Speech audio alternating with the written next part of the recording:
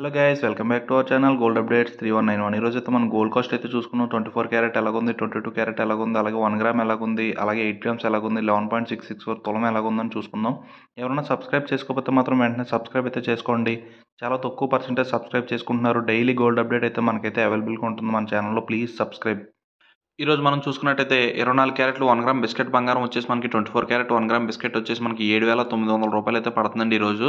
అలాగే నెక్స్ట్ చూసుకుంటే 24 క్యారెట్లు ఈరోజు కాస్ట్ 8 గ్రాముల బంగారం వచ్చేసి మనకి 63,200 రూపాయలు అయితే పడుతుందండి. 8 గ్రాములు 24 క్యారెట్లు 63,200.